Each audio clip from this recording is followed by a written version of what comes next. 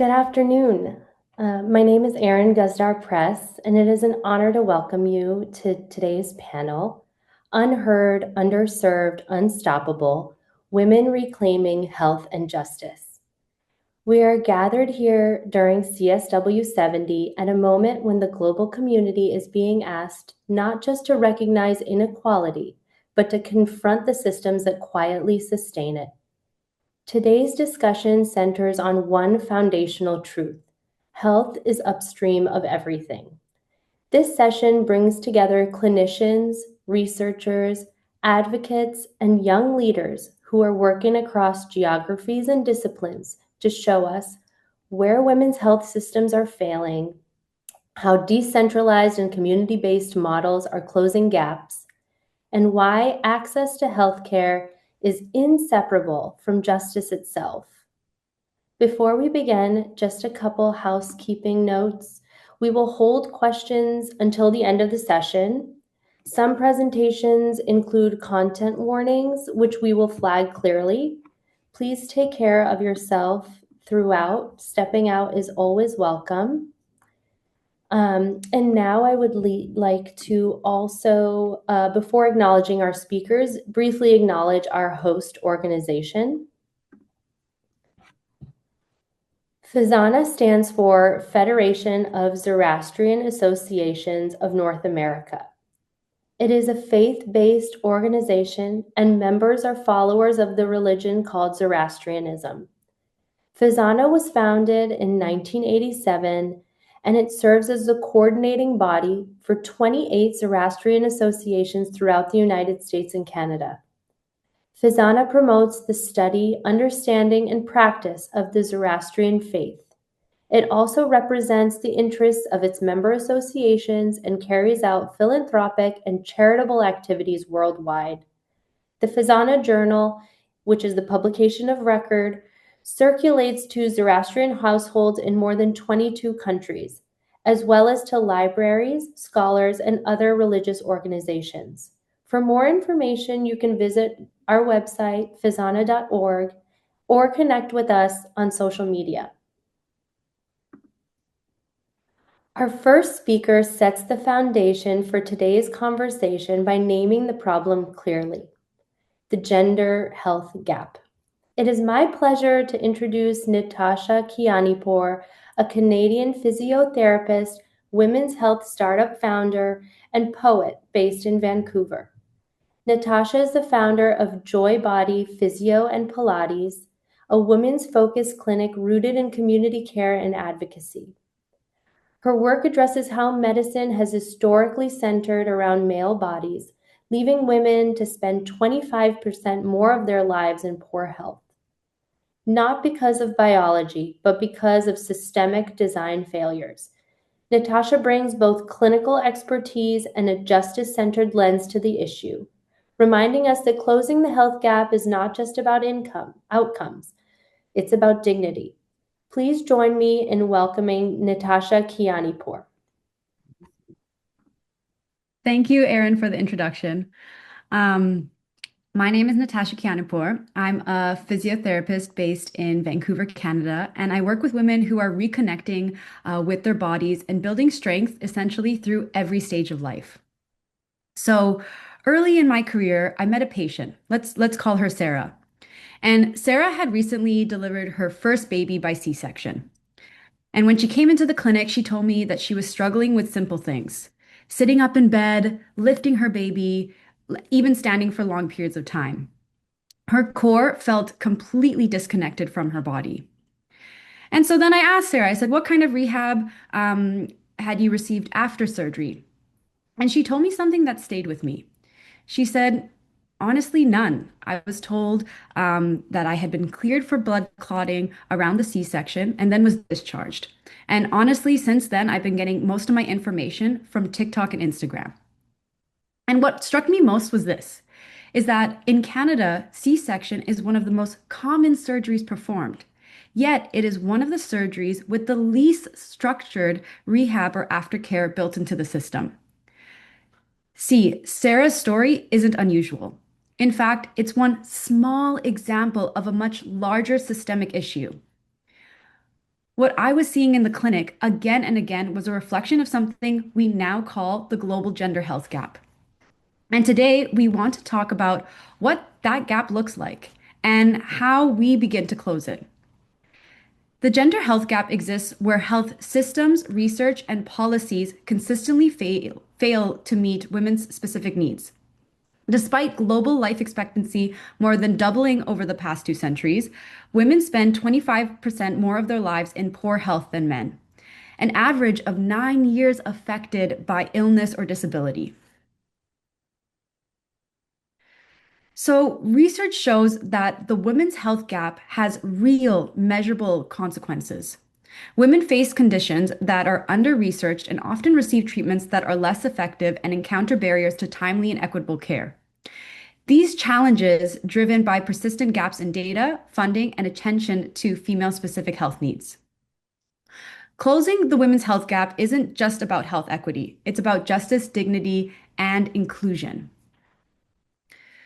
So, why does the gender health gap matter? It's because health sits upstream of everything else in a woman's life. When women spend years navigating undiagnosed conditions, chronic pain, or untreated health issues, the impact extends far beyond the individual. For example, conditions like, let's say, endometriosis, they can take up to a decade to diagnose, during which women may lose significant time from work, education, and daily life while managing symptoms. These lost years translate into essentially lost opportunities, not only for the women themselves, but for economies, communities, and that depend on their participation. So this is why advancing women's health equity, it's not a side issue. It is central to the mission of the UN CSW 70 and to building inclusive, equitable systems that truly serve all women and girls. Okay, so how did we get here? Before we talk about solutions to the gender health gap, we need to understand what's actually driving this gap. And the gender health gap is sustained by three interconnected systemic forces. First, we have the research and representation gap. Second is the data and diagnosis gap. And third is the care delivery and access gap. So let's take a little closer look into each of these drivers. So, first, we have the research itself. For decades, medicine treated the male body as the default, leaving women underrepresented in studies. It shows some medications are about 20% less effective for women, and women report adverse drug reactions 52% more often. Meanwhile, conditions like endometriosis, menopause remain underfunded. This isn't biology. It's a research model that historically excluded half of the population. Driver two is the data and diagnosis gap. The data women need simply doesn't exist. A 21-year-old Danish study found women were diagnosed later than men for over 700 diseases, sometimes years later for cancers and diabetes. Women are also up to 7 times more likely to be misdiagnosed during a heart attack. And essentially, when women are missing from the data, their health becomes invisible, delaying both accurate care and innovation. And then driver three we have here is how care is delivered. And this is an area that I'm working in. That even when the data exists, care isn't always equal. McKinsey estimates that 34% of women's health gap comes from disparities in care delivery. Bias matters. 75% of providers unconsciously associate men with serious illness and women with psychological causes. Economic barriers worsen this gap. Women earn less globally and often spend more out of pocket for healthcare. These inequities are intersectional. Most maternal deaths worldwide happen in low resource settings. Okay, so now that we have defined the gender health gap and why it exists, the next question is, how do we close it?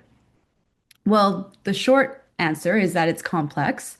Um, But our solution is that closing this gap requires both immediate stepping stones to help women access care now and long-term bridge building to make the gap disappear altogether. So let's first look into these stepping stones. One way to start closing this gap is creating decentralized, specialized care environments designed for women and oftentimes by women. Think of these as stepping stones that make care more accessible and effective right away. So, what would this look like? It could look like integrated care across the female lifespan, from puberty to menopause and beyond. Longer appointments to address complex health history, and providers trained in sex and gender-based differences and aware of implicit bias. The evidence shows that this works. For example, the Cleveland Clinic Women's Health Institute reports lower mortality rates for women treated in their specialized programs. These stepping stones give women immediate, meaningful access. And however, these stepping stones alone aren't enough. The bigger bridge comes from policy and legal systems. And these determine whether women can consistently access care throughout their lives. So, for creating the bridge, this key reform could look like requiring inclusive clinical trial design, funding women's health research proportional to disease burden, ensuring paid family leave and workplace protections. And as you can see, these aren't just health measures, they're societal ones. When we get this right, women can participate fully in society, live healthier lives, and exercise their rights. So, closing the gap requires both approaches. Stepping stones help women cross the gap today, and policy and legal systems ensure the bridge to cross this gap is being built for tomorrow.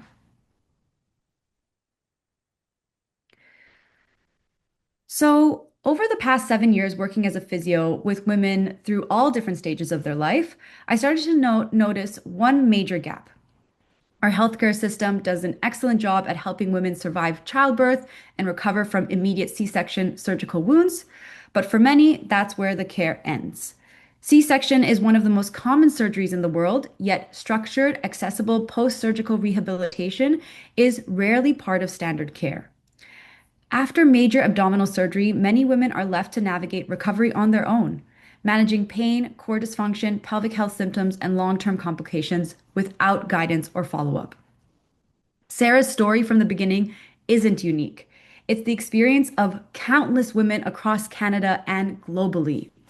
And it's exactly this gap that Joybody aims to fill. So, as a women's focused, private, decentralized clinic, at Joybody, our work centers on areas consistently overlooked in traditional systems, specifically utilizing physiotherapy and clinical Pilates to work around C-section rehab, pelvic floor rehab, post-mastectomy rehab, and diastasis recti care, to name a few. We are developing comprehensive physiotherapist-led protocols that support women beyond survival and toward full functional recovery. Joybody is also located in the city of Surrey, which actually has very limited access to specialized women's health clinics compared to some of the larger cities here in Vancouver area. And that makes our work here even more critical. What we're doing at Joybody is one small but concrete example of how decentralized women's health initiatives can help close the gender health gap. And the hope is that these models can be scaled and eventually integrated into hospitals and public systems. So women are no longer left in the gap between surgery and essentially true recovery. Thank you. So next, what we're going to do is we're going to hear from the other presenters about additional decentralized initiatives across the globe that are working to fill this gap, showing how these efforts together can start to reshape women's healthcare on a larger scale. Thank you so much, Natasha. Our next speaker is Natalia Bilimoria. She was born and brought up in Mumbai, India, and went to law school in the UK, where she became an English qualified solicitor. She now lives and works in India as a lawyer. Today, she's going to be talking about the importance of decentralized healthcare and reducing health inequalities through community health workers. Please join me in welcoming Natalia Bilimoria. Thank you, Erin. As an Indian, albeit a privileged one living in urban India, I am acutely aware of the challenges faced by India's large population, primarily located in villages and rural communities.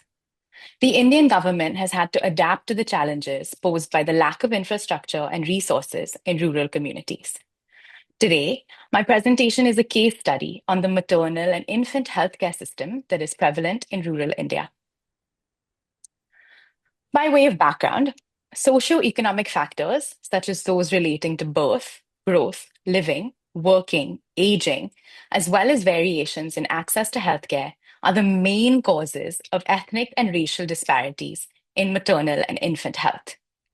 India accounts for a fifth of maternal deaths and a quarter of child deaths globally.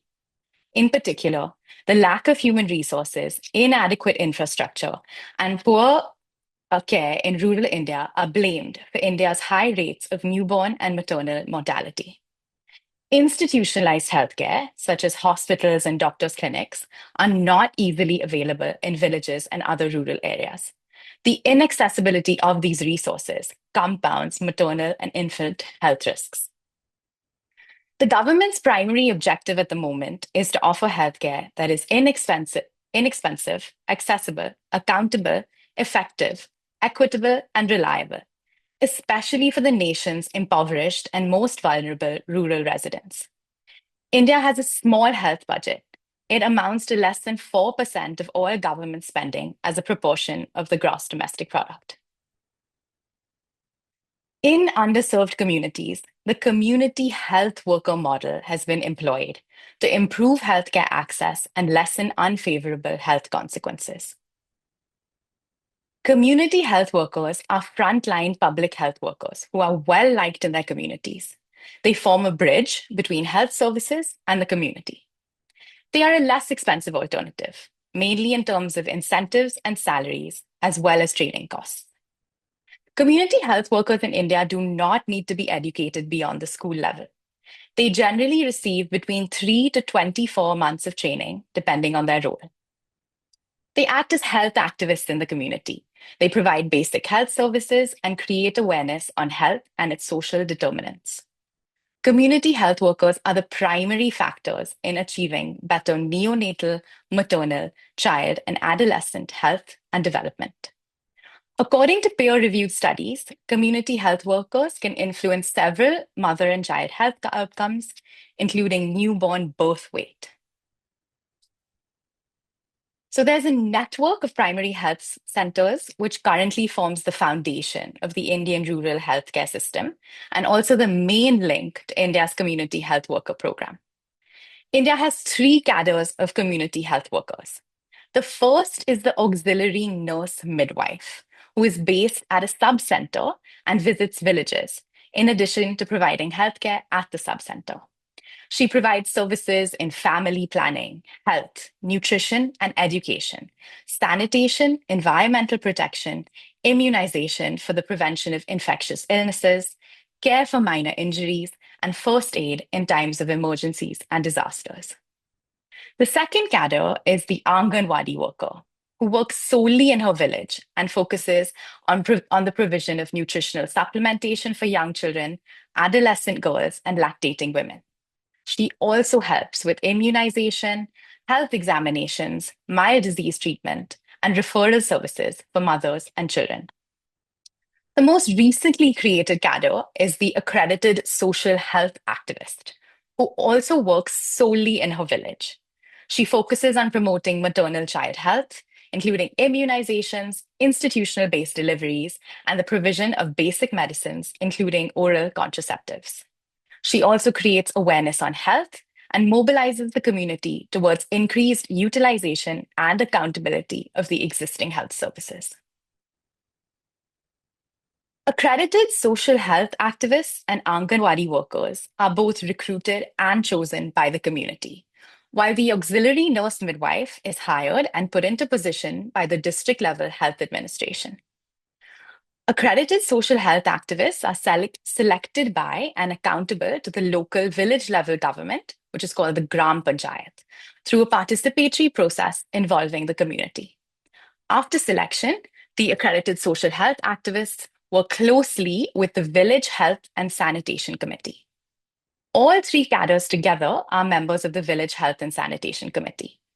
Village Health and Sanitation Committees are village-level voluntary health groups supported by the local level of the elected government, which is the Gram Panchayat.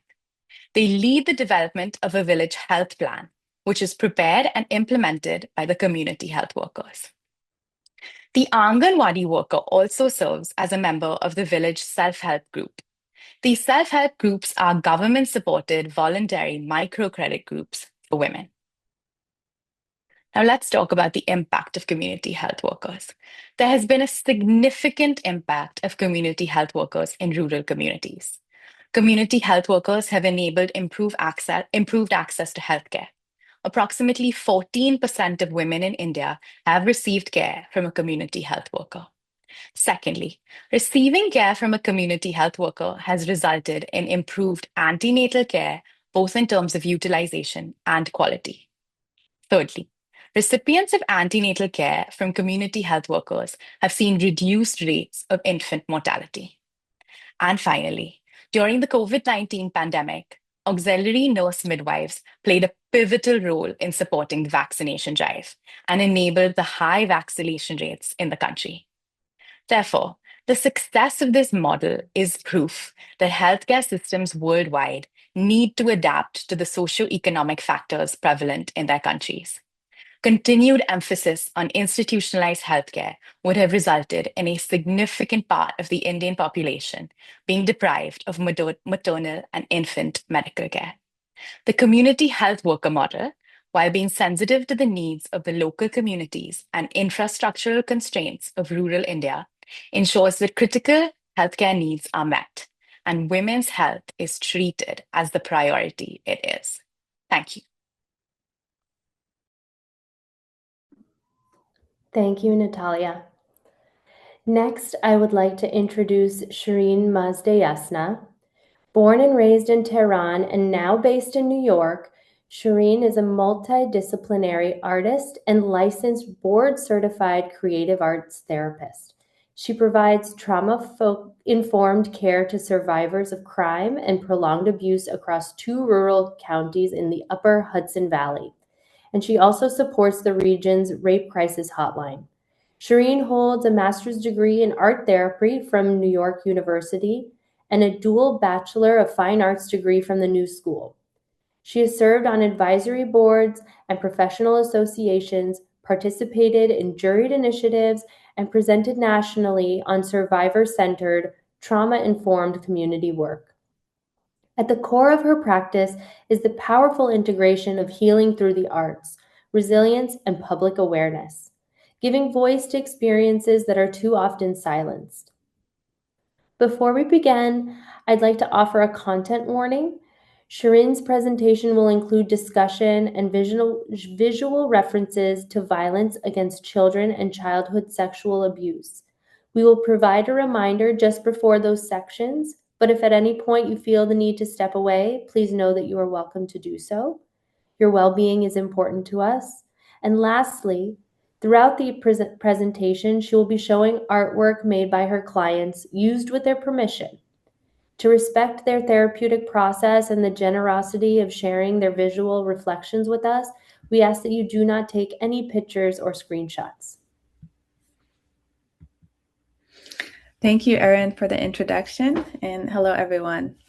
Throughout today's presentation, I will present on how art therapy can be effective in recovery from gender-based traumas, particularly sexual abuse and assault in both adults and children, by providing 2 case examples of how art therapy can put healing in individuals' hands. I will also share different initiatives to access victims of abuse sooner and earlier to the resolve of the adversities in their lives. I work as a trauma therapist for a rape crisis center in 2 rural counties in mid-state of New York State and receive grant funding from Office of Victim Services, and how we're able to offer our clients free services aside from and not relying on medical insurance with a focus on low-income and marginalized families. The first rape crisis centers appeared around 1972, growing from grassroots survivor-led efforts, and today there are about 1,200 across the U.S., providing support and community education. You can see the numbers of the rape crisis centers in each state of the United States. Most of the time, we're working with adults with a history of rape happened years or decades before the time they come to us. We offer victim advocacy, counseling and therapy, accompaniment to court, medical appointments, and cover a 24/7 crisis hotline than many acknowledge, and most often occurs not by strangers, but by trusted adults responsible for children's care. This profound betrayal forces children to hold care and harm within the same relationship, deeply affecting their ability to trust and connect later in life. Abuse is frequently hidden. Many children never disclose, and many who do are not believed. Survivors remain silent, not due to lack of courage, but because adults and systems fail to listen. As a result, child sexual abuse remains largely unseen and unaddressed, despite existing within everyday families and social environments. Adjunctive to the rape crisis, our team runs the local Child Advocacy Center, a child-friendly space where children suspected of abuse are interviewed and assessed by law enforcement, child protective services, and medical professionals. Instead of all of these agencies acting separately and systematically re-traumatizing the child by asking them to repeat their stories. Our office is often the first point of contact for families, sometimes on the worst day of their lives, finding out that their child had been abused. And it is a starting point for their journey of healing. Here is a map of the CACs across the country. So there are far many, and still there are some gaps in services. Part of our work at the Child Advocacy Center is to visit schools and teach them about body safety and healthy boundaries. One of our guiding principles is that we don't talk at the children, we talk with them. We want every child to feel heard, respected, and included in the conversation. Our programs teach bodily autonomy by helping children understand that their bodies belong to them and that their choices matter. Children learn to recognize safe and unsafe touch, set boundaries, and confidently say no, even to familiar adults. Using age-appropriate language, we emphasize consent, emotional awareness, and body alarm signals that help children notice when something feels wrong. We encourage children to speak up, tell trusted adults, and keep telling until someone listens, reinforcing that asking for help is a strength. We also acknowledge that these situations can be confusing when they involve someone they know or someone they trust. Thank you, Shirin. Next, we have Iyanah Jamula. Iyanah is a neuroscience student at Baylor University with aspirations to become a pediatric neurologist. Her work includes Alzheimer's research and hospital-based projects focused on racial equity in clinical trials, reflecting a strong commitment to health equity. She has also worked to make biomedical research accessible to young audiences and currently serves as the co-chair of memberships for the Zoroastrian Youth of North America. Today, she brings a vital youth perspective to the conversation on equitable, decentralized healthcare. Thank you, Erin. Cervical cancer is one of the few cancers we can almost completely prevent, yet it continues to take the lives of women who never have had the chance to be screened. Today, I want to talk about how something as simple as changing how we screen can open the door to life-saving care for women who have been left out for far too long. So, what is cervical cancer? Cervical cancer is a disease that begins in the cervix, the lower part of the uterus that connects to the vagina. It is caused most often by persistent infection with high-risk types of human papillomavirus, otherwise known as HPV. Although it is one of the most preventable cancers through vaccination and regular screening, cervical cancer remains the leading cause of cancer death among women worldwide, particularly in underserved communities where access to screening is limited.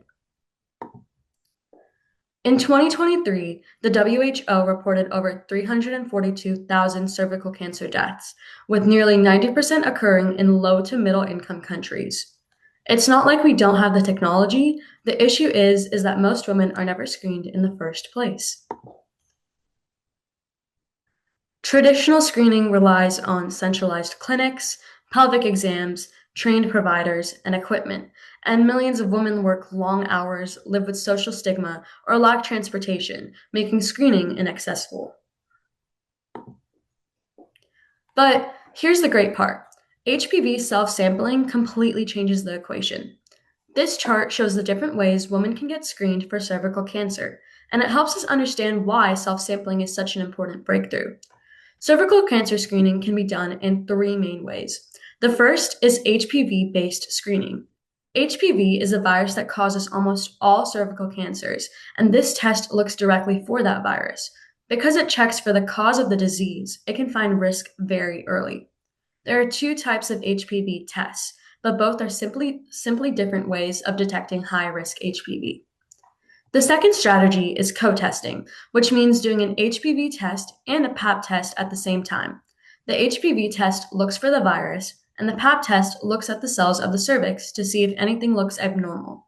This gives more information, but it has to be done in a clinic by a trained provider. The third strategy is cytology alone, also known as the Pap test. This is the traditional method. It looks at cervical cells under a microscope to check for changes. It works, but it doesn't catch problems as early because it only looks at the cells, not the virus that causes the changes. Now, here's where the chart becomes powerful. HPV-based screening can use different types of samples, including ones women can collect themselves, like a vaginal swab or even urine. That means screening doesn't have to happen only in clinics. It can happen at home with a self-sampling kit, through mail-in programs, or during community visits. This flexibility makes screening easier and more accessible, especially for women who might not get tested otherwise. Co-testing and Pap testing require a clinician to collect the sample, which limits screening to clinic settings. But HPV self-sampling opens new pathways that reach women where they are. This chart shows that when self-sampling is available, screening becomes more flexible, more equitable, and more likely to reach the women who need it most. A major meta-analysis from Johns Hopkins University found that when women are offered HPV self-sampling kits at home, they are twice as likely to participate in screening compared to clinic-only models. In a large pilot study from Catalonia, Spain, 80% of women invited to the study participated in home self-sampling, and among those who tested HPV positive, over 98% completed their follow-up triage. These are incredible numbers, especially for populations that typically have the lowest screening rates. And this is why decentralization matters. HPV self-sampling puts screening in women's hands. It removes the barriers of distance, clinic access, and embarrassment. A woman can collect a sample privately, safely, and confidently at home, in a community center, or with a local health worker. It transforms screening from a medical appointment into a simple, accessible step she can take on her own terms. My proposal focuses on creating a community-based, decentralized screening pipeline that includes 4 components. First, distributing the HPV self-sampling kits through community structures, like women's groups, local clinics, youth centers, pharmacies, and mobile health units. Second, offering multilingual instruction, community health worker support, and optional private guidance for women who may feel unsure or uncomfortable using the kits.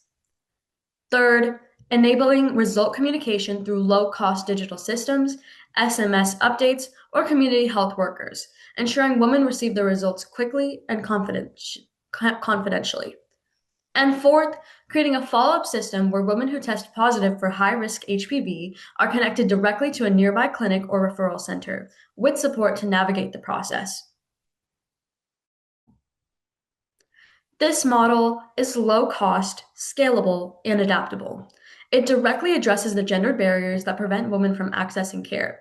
Instead of expecting women to travel to a clinic, take time off of work, or navigate stigma, we bring screening to them. We make it normal, accessible, and centered around women's realities. It's a small shift with enormous potential impact. Cervical cancer is preventable. The tragedy is not the disease, it's the inaction. If we can double participation and achieve nearly universal follow-up with self-sampling, then we can save hundreds of thousands of lives every single year. The question is no longer whether the technology works. The question is whether we have the courage to bring it to every woman, everywhere. And I believe we do. Thank you. Thank you, Iyanah. Next, I would like to introduce Sanaya Mistry. Sanaya is a high school junior at the Mount St. Dominic Academy and a committed advocate for global health equity. She works with Dr. Matthew Schupler at the Harvard School of Public Health. Driven by a deep sense of justice, Sanaya studies how indoor air pollution from traditional cooking methods negatively affects the health, economic, and political standing of millions of women around the world. Her work amplifies the urgent need for solutions to this gendered health crisis. Thank you, Erin. Last summer, I was a field research intern in India, working with the Harvard School of Public Health, studying the effects of cooking pollution on women who used biomass fuels.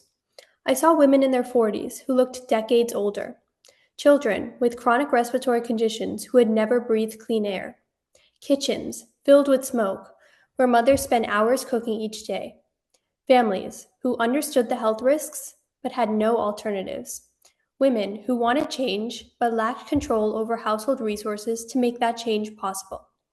Now, I'm working on a project studying the same effects on women in Cameroon for the Clean Air Africa initiative. Different continents, different cultures, but the same smoke and the same lack of agency. Nearly 3 million people die from this cooking pollution every year. We have the technology to stop it, we have the resources to stop it, and yet the problem persists.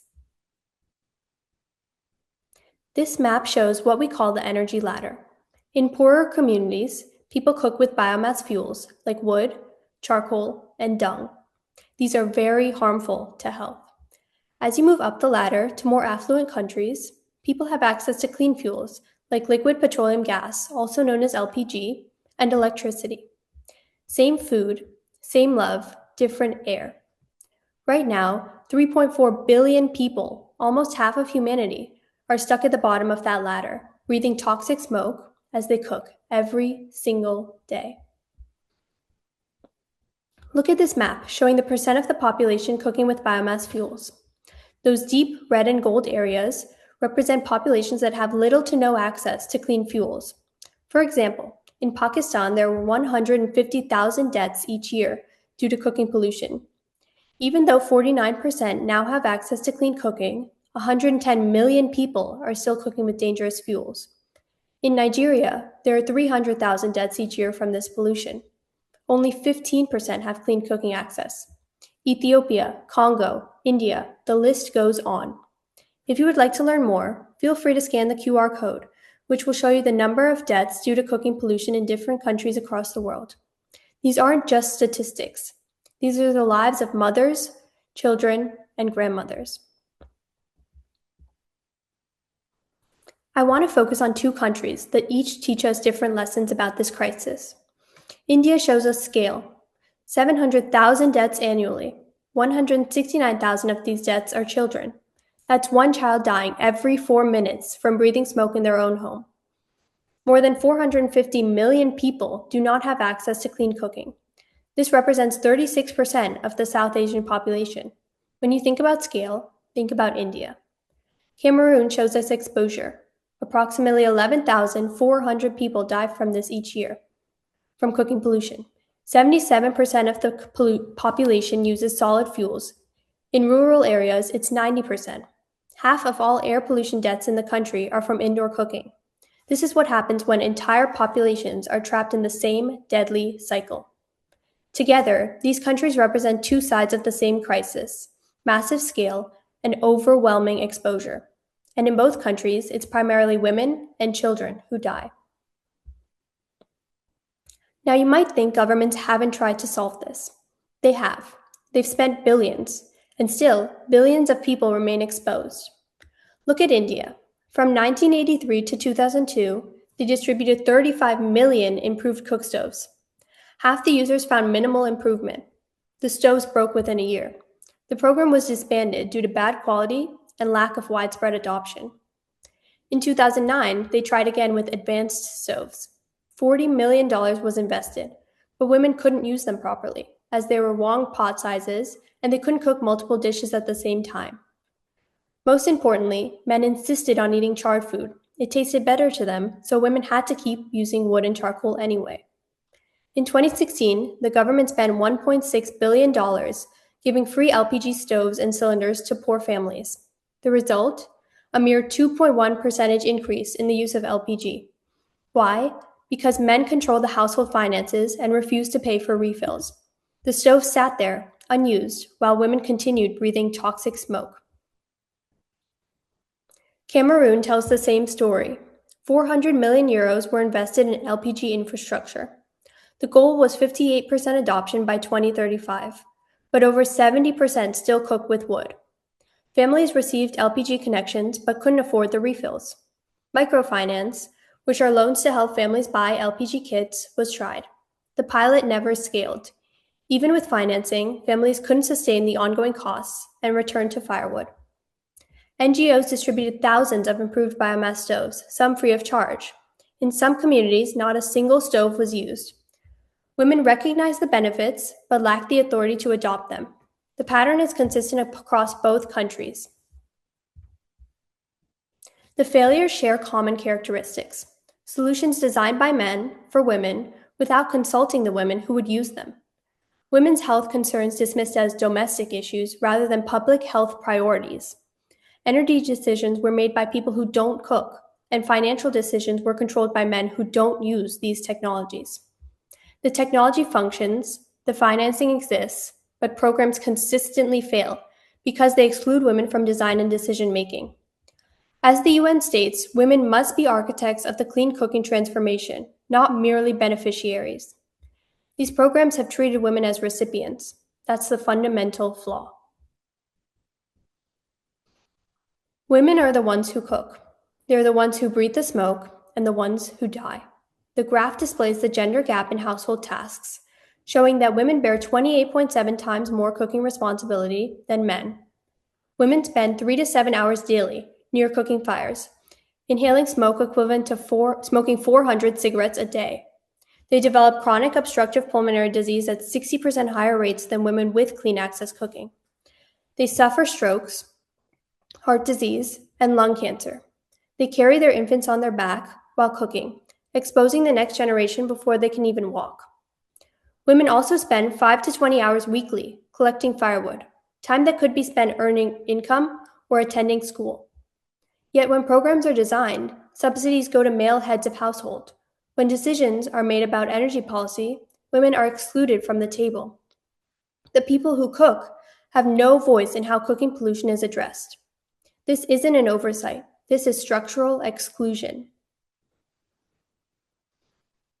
This creates a vicious cycle that undermines development across multiple dimensions.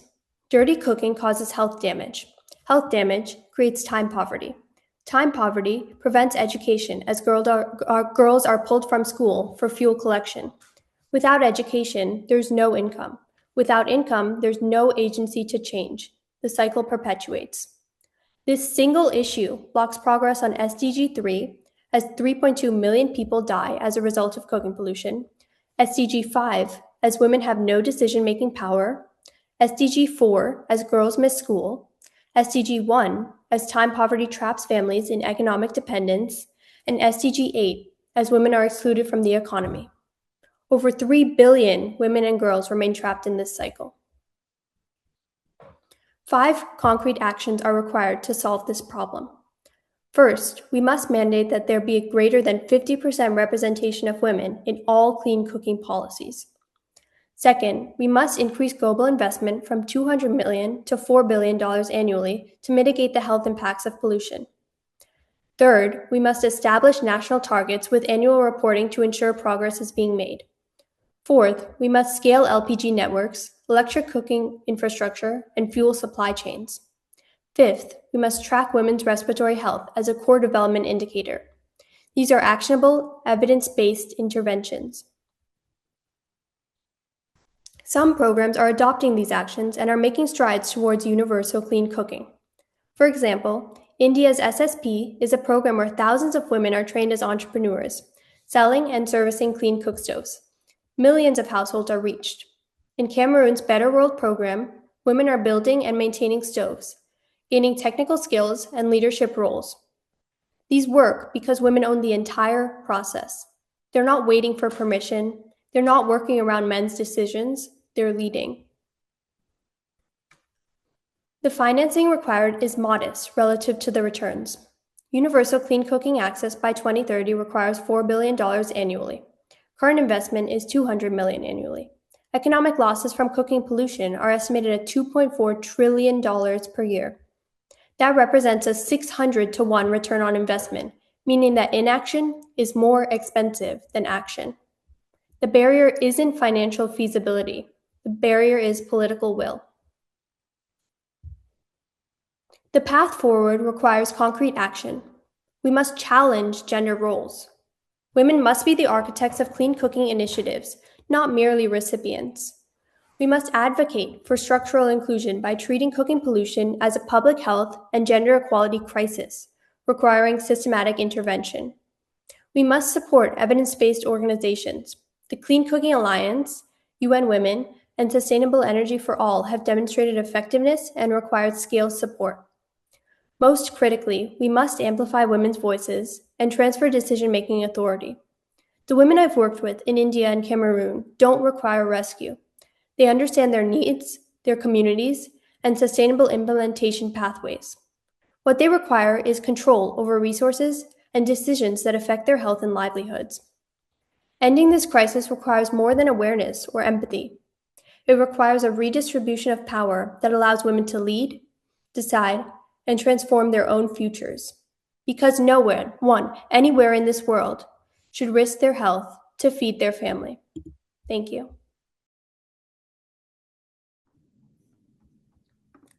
Thank you, Sanaya. Finally, we have Azadé Aria. Azadé was born and raised in India and currently serves as a research associate with the Lakes Secwepemc Foodlands Conservation Society in Canada, where she documents oral histories and supports Indigenous-led foodlands conservation initiatives. Her work is grounded in human rights, social justice, and community-based research, with a strong commitment to amplifying Indigenous knowledge systems and advancing food sovereignty. Azadé is also a Compassion and Resilience Fellow with His Holiness the Dalai Lama.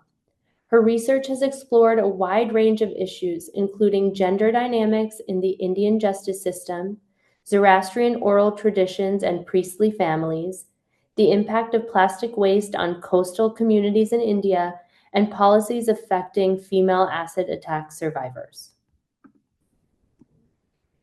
Thank you for the introduction, Erin.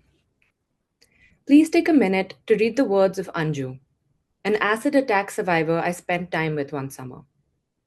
These words capture not only unimaginable pain, but also profound resilience. In a CBC News article, Dr. Simon Harding says, "It's more than just revenge. It's more than just hatred.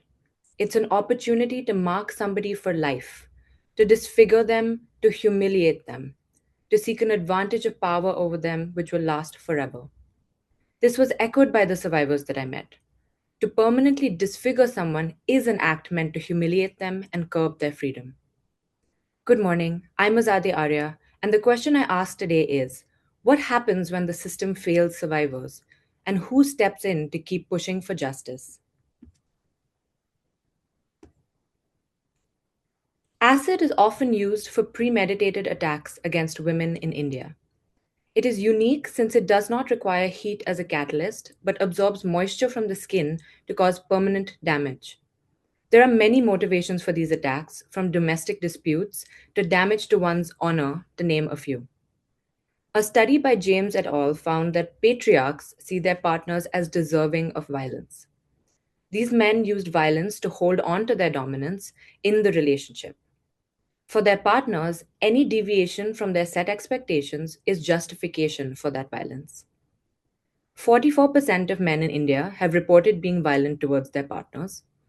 177 million women in Southeast Asia experience intimate partner violence. And 27% of women between the ages of 15 and 49 face a lifetime prevalence of physical violence. India is one of the lowest on the Global Gender Gap Index and has one of the highest incidences of acid violence. This reflects the gender inequality created within the patriarchal systems. Although there is no database to track acid attacks, and many cases are unreported, close to 1,000 cases occur every year in India. Within the Indian justice system, the Justice J.S. Verma Committee was created in 2013 to address gender-based violence, and an amendment was made to the Criminal Law Act. The amendment introduced two sections to the Indian Penal Code. Section 326A criminalizes the use of acid to cause harm, and Section 326B addresses attempts to cause harm through acid violence. Along with that, the Criminal Procedure Code created Section 357A for compensation and free medical treatment on priority. To get to the root of the problem, the Poisons Act was updated to regulate the sale of acid. However, despite the existing laws, acid continues to be widely available and inexpensive to purchase, often to be used as a toilet cleaner. It's been over a decade since these changes were made, yet not only is there a lack of follow-through in judicial cases, with many perpetrators' cases being dropped or highly delayed, close to 70% of survivors know their offenders, and most court cases take a decade to make a ruling. And that's even then only 7% of the cases where they convict the perpetrator, even with a 95% arrest rate. To make matters worse, survivors are stigmatized by society for their intensive scarring and are even questioned.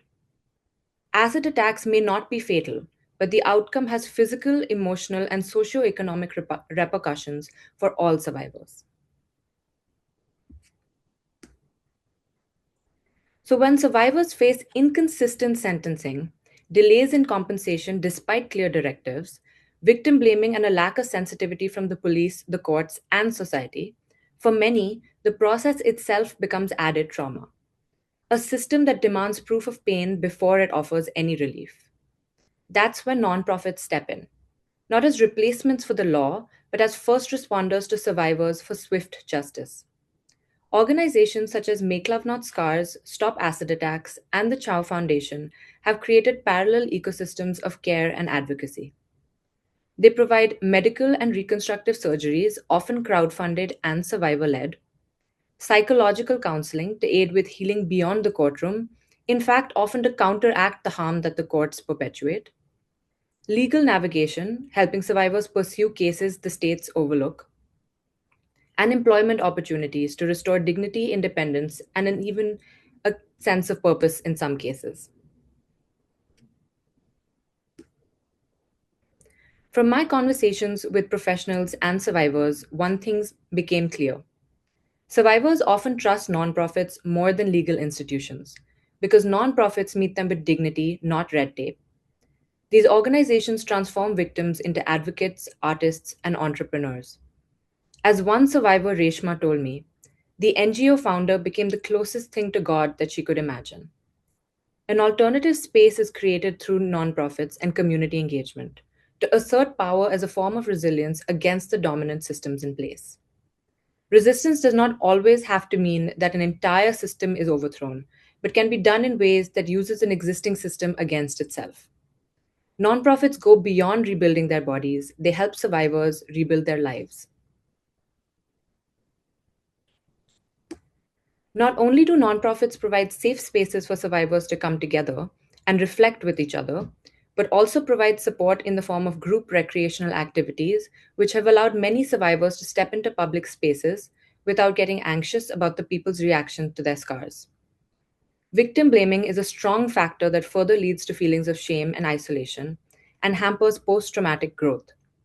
Survivors recounted their stories, reflecting on how nonprofits have aided them in more ways than one, helping them gain the confidence they need to take control of their lives after the attack. In essence, nonprofits operationalize the CSW's vision. They turn justice from a courtroom concept into a community practice. They don't just talk about access, they create it by bridging medical, legal, and emotional support. They challenge structural barriers that laws alone cannot dismantle. Add to that the advocacy and educational work that is slowly but surely changing the way survivors are viewed in society. And yet, nonprofits continue to struggle with funding. Let them serve as a reminder that gender equality is not achieved through legal reform alone. It's achieved when survivors themselves become agents of change. That ultimately is the power of nonprofit intervention. When the legal system fails to protect, nonprofits protect the meaning of justice itself. Thank you.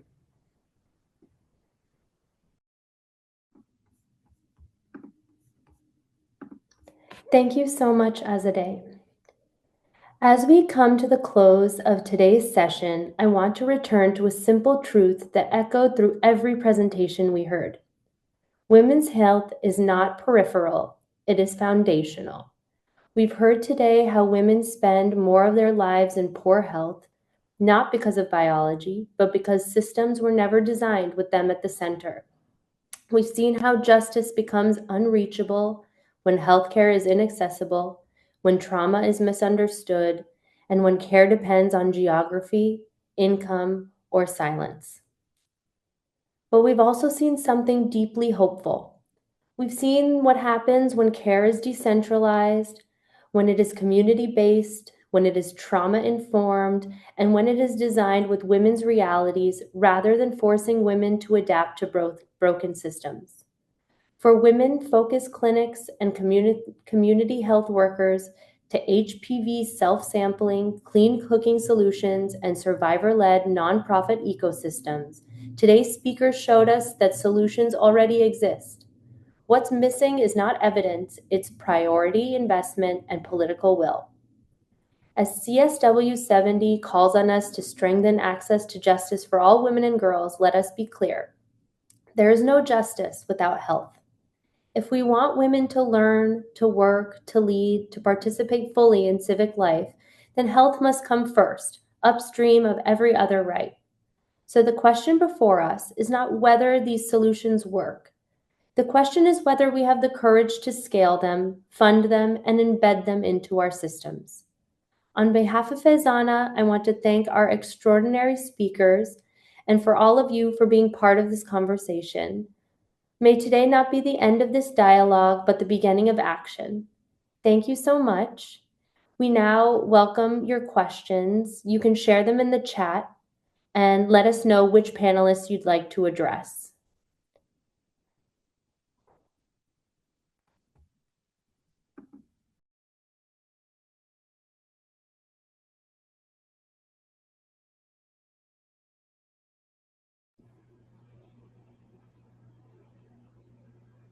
We have a question from Zia. Yes, I have a question for Azadé. Thank you for your presentation. It was incredible. What specific policy recommendations would you suggest to improve the legal system's response to acid attacks? Thank you, Zia, for your question. So this project has been a culmination of 2 years during my master's, so I have lots of recommendations. But just to kind of give you a few, I think the simple fact that there is no national database to track the acid attack cases or arrests or convictions or even compensation disbursements is probably the first step. We need to create that system so that we can actually track and monitor these events. Potentially even create a fast track court specifically for acid violence cases, because 5 to 10 year delays has caused significant amounts of emotional, psychological trauma, but also causes delay in their treatments. Section 357A, as I mentioned, from the Criminal Procedure Code needs to be enforced more proactively. Survivors shouldn't have to fight for a law that already exists and guarantees response. And stricter implementation of asset sale regulations as well. Right now, they are regulated, and people who buy the asset are supposed to provide their Aadhaar card information, which is like a social security linked database in India. And yet, a lot of people tend not to take that information. So that's half the sort of battle lost in that situation. Mandatory trauma-informed and gender sensitivity trainings, I think, are a must in many aspects in India. And that gap that exists between the 95% arrest rate but the 7% conviction rate, that needs to be addressed more actively with a dedicated prosecution unit and evidentiary support systems. Thank you. Thank you.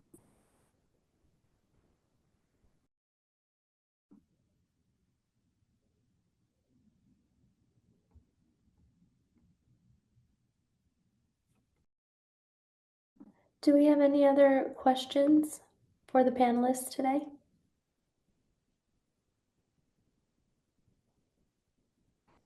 You can add them in the chat or ask to be unmuted.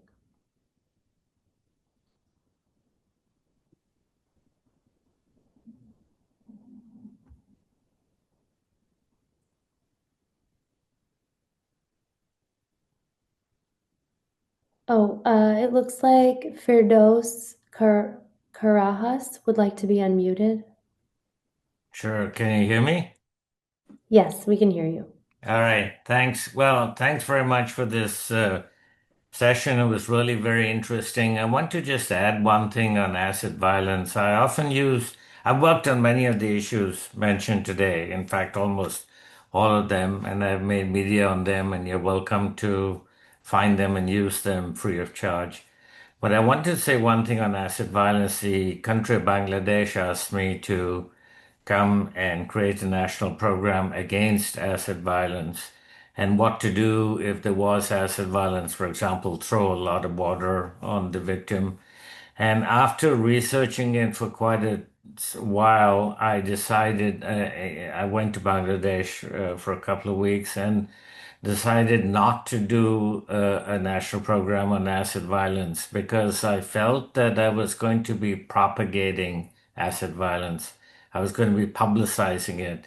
So I couldn't come up with a solution on how to prevent it or how to get conversations going about it without giving people, particularly men, the idea of using acid violence if they didn't already have it.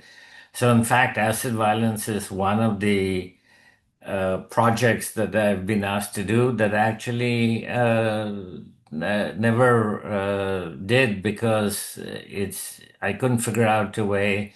So if you have a way of suggesting, I'd love to hear it as to how to prevent acid violence without publicizing the concept of acid violence. Thanks.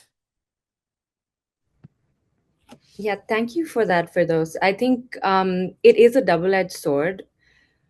What I've found is that when I'm speaking to people who have been in these similar situations, so that's family members who have had someone in their family who has been through an attack, it is actually more often than not, at least in India, Bangladesh, Pakistan, now coming up in the UK as well, it's already known. It's already a known concept out there.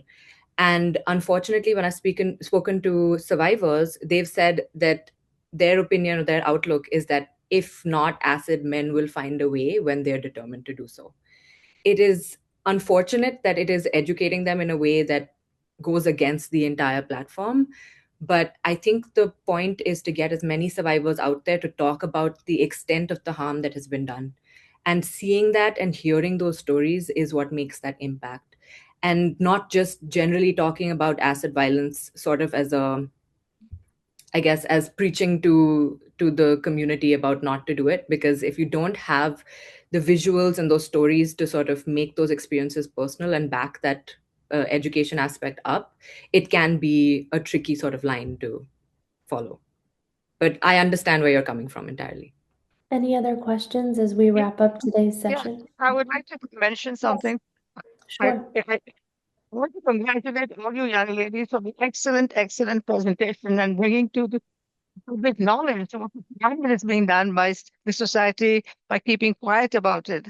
I would really like to publicize all your presentations in the FEZANA journal if you would allow me to and send me the information together with your slides so we can have greater publication, greater exposure to your fantastic work. Thank you so much, young ladies.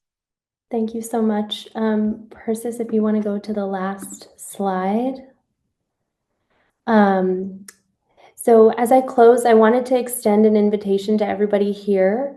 FEZANA is going to be hosting 2 events next week during CSW 70. The first one will be on March 17th. We're gathering for a networking event at the Workhouse in New York City from 4:30 to 6:30 p.m.